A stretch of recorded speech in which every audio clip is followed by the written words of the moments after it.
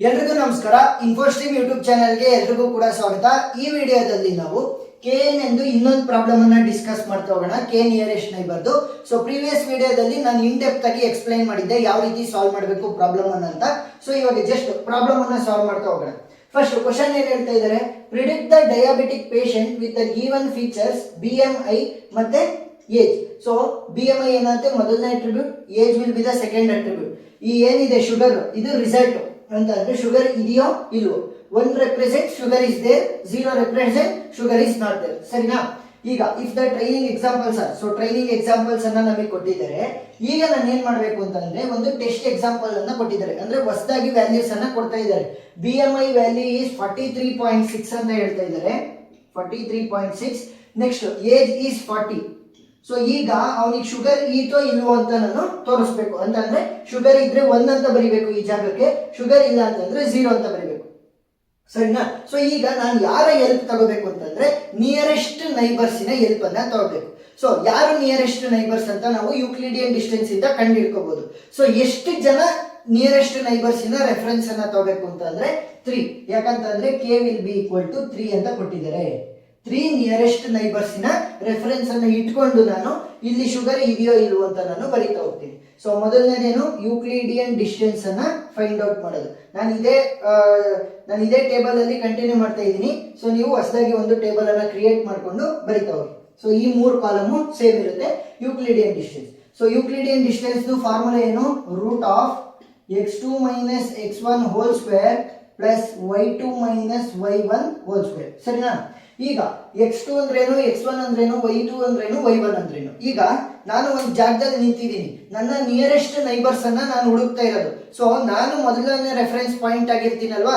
So x1 value ಏನಾಗಿರುತ್ತೆ ಇಲ್ಲಿ ಬರೀತೀನಿ ನೋಡಿ.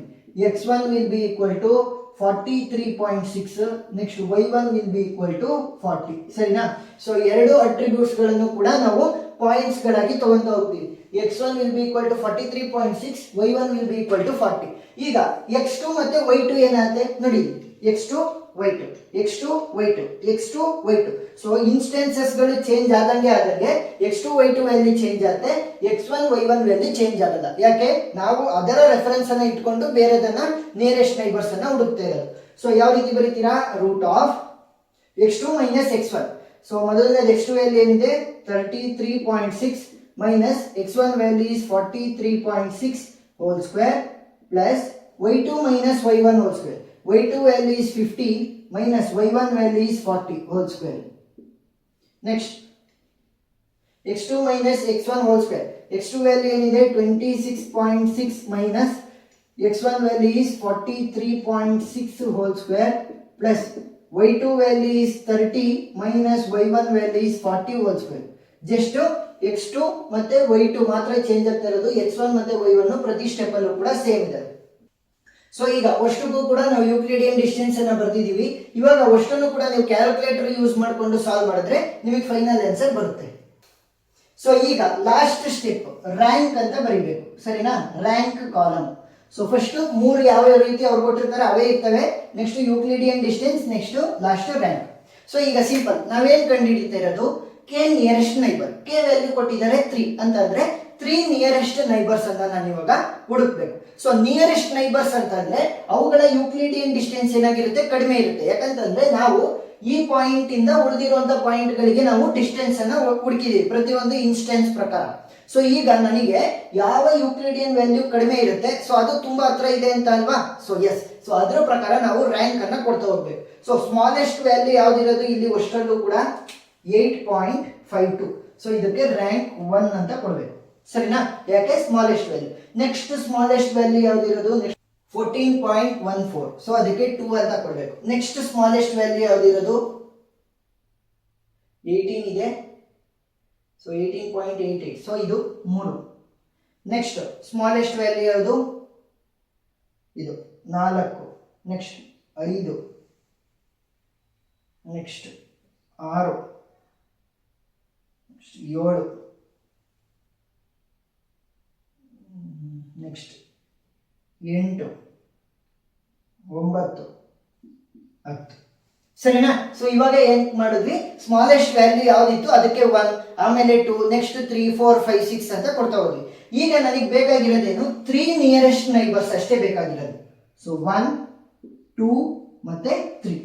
ಸರಿನಾ? ಸೊ ಇವಾಗ 3 ಜನ ನಾನು ಸೆಲೆಕ್ಟ್ ಮಾಡಿದ್ದೀನಿ ನಿಯರೆಸ್ಟ್ ನೈಬರ್ಸ್ ಅನ್ನ. ಸೊ ಇವಾಗ ನಾನೇನ್ ಬರಿಬೇಕಿತ್ತು, ಶುಗರ್ ಇದೆಯೋ ಇಲ್ವೋ ಅಂತ ಬರಿಬೇಕಿತ್ತು. ಸೊ ಈಗ ಈ 2 ಅಂತ ಕೊಟ್ಟಿದ್ದೀನಲ್ಲ ರ್ಯಾಂಕು, ಸೊ ಅದ್ರದ್ದು ಔಟ್ಪುಟ್ ಏನಿದೆ, 1 ಇದೆ ಅಂತ ಅಂದ್ರೆ ಶುಗರ್ ಇದೆ ಅಂತ ಅರ್ಥ. ನೆಕ್ಸ್ಟ್ ಈ 1 ಇಂದ ಔಟ್ಪುಟ್ ಏನಿದೆ, 1 ಇದೆ, ಸೊ ಶುಗರ್ ಇದೆ ಅಂತ ಅರ್ಥ. ನೆಕ್ಸ್ಟ್ ಈ 3ದು ಔಟ್ಪುಟ್ ಏನಿದೆ, 0 ಇದೆ, ಸೊ ಶುಗರ್ ಇಲ್ಲ ಅಂತ ಅರ್ಥ. ಸೊ ಈಗ ಮೆಜಾರಿಟಿ ಏನಿದೆ, 1, 1, 0 ಅಂತ ಅಂದ್ರೆ 3ರಲ್ಲಿ ಇಬ್ಬರಿಗೆ ಶುಗರ್ ಇದೆ, ಒಬ್ಬರಿಗೆ ಶುಗರ್ ಇಲ್ಲ ಅಂತ ಅಂದ್ರೆ ಮೆಜಾರಿಟಿ ಶುಗರ್ ಇದೆ ಅಲ್ವಾ. ಸೊ 2 ಸಲ 1 ಬಂದಿದೆ, ಒಂದೇ ಸಲ 0 ಬಂದಿದೆ. ಸೊ ಮೆಜಾರಿಟಿ ಏನಿರೋದು 1. ಸೊ ಶುಗರ್ ಇದೆ ಅಂತ ನಾವು ಕನ್ಕ್ಲೂಡ್ ಮಾಡಬೇಕು. Therefore we can predict the result of sugar for given test data set is 1. So test data set is 1 ಅಂತ ಅಂದ್ರೆ ನಮಗೆ ಔಟ್ಪುಟ್ 1 ಬಂದಿದೆ ರಿಸಲ್ಟ್ ಆಗಿ ಅಂತ ನಾವು ಕನ್ಕ್ಲೂಡ್ ಮಾಡಬಹುದು. ಇಷ್ಟೇ ಸಿಂಪಲ್. ಸೊ ಏನ್ ಮಾಡಬೇಕು, ಫಸ್ಟ್ ಯೂಕ್ಲಿಡಿಯನ್ ಡಿಸ್ಟೆನ್ಸ್ ಪ್ರತಿಯೊಂದಕ್ಕೂ ಕೂಡ ಕ್ಯಾಲ್ಕುಲೇಟ್ ಮಾಡಬೇಕು. ಸ್ಮಾಲೆಸ್ಟ್ ವ್ಯಾಲ್ಯೂ ಯಾವ್ದಿರುತ್ತೆ ಅದ್ರ ಪ್ರಕಾರ ನಾವು ರ್ಯಾಂಕ್ ಅನ್ನ ಕೊಡ್ತಾ ಹೋಗ್ತೀವಿ. 3 ನಿಯರೆಸ್ಟ್ ನೈಬರ್ಸ್ ಆಗಿರೋದ್ರಿಂದ 3 ಮೆಂಬರ್ಸ್, ಫಸ್ಟ್ 3 ಮೆಂಬರ್ಸ್ 1, 2, 3 3 ಜನನ ಸೆಲೆಕ್ಟ್ ಮಾಡ್ಕೊಂತೀವಿ. ಮೆಜಾರಿಟಿ ಔಟ್ಪುಟ್ ಏನಿದೆ ಅದನ್ನ ನಾವು ಔಟ್ಪುಟ್ ಆಗಿ ಪ್ರಿಡಿಕ್ಟ್ ಮಾಡ್ತಾ ಹೋಗ್ತೀವಿ. ಸೊ ಇಲ್ಲಿ 2 ಸಲ 1 ಇತ್ತು, ಒಂದೇ ಸಲ ಮಾತ್ರ 0 ಇತ್ತು. ನಾವು ಸೆಲೆಕ್ಟ್ ಮಾಡಿದಂತಹ ಫಸ್ಟ್ 3 ನಿಯರೆಸ್ಟ್ ನೈಬರ್ಸ್. ಸೊ ಅದಕ್ಕೋಸ್ಕರ ನಾವು 1 ಅಂತಾನೆ ಪ್ರಿಡಿಕ್ಟ್ ಮಾಡಿದ್ವಿ ಫೈನಲ್ ಆನ್ಸರ್ ಅನ್ನ ಕೊಟ್ಟಿರುವಂತಹ ನ್ಯೂ ಡೇಟಾ ಸೆಟ್ಗೆ. ಏನಾದ್ರೂ ಡೌಟ್ ಇತ್ತು ಅಂತಂದ್ರೆ ಕಾಮೆಂಟ್ ಸೆಕ್ಷನ್ ಅಲ್ಲಿ ತಿಳಿಸಿ, ನಾನು ಕ್ಲಾರಿಫೈ ಮಾಡ್ತೀನಿ. ಇನ್ನು ಎಕ್ಸ್ಟ್ರಾ ಪ್ರಾಬ್ಲಮ್ಗಳು ನಿಮಗೆ ಪ್ಲೇ ಲಿಸ್ಟ್ ಅಲ್ಲಿ ಸಿಗ್ತವೆ. So playlist link description ಅಲ್ಲಿ ಕೊಟ್ಟಿರ್ತೀನಿ. ವಿಡಿಯೋ ಇಷ್ಟ ಆಗಿದ್ರೆ ಸಬ್ಸ್ಕ್ರೈಬ್ ಆಗೋದನ್ನ ಮರಿಬೇಡಿ. Thank you.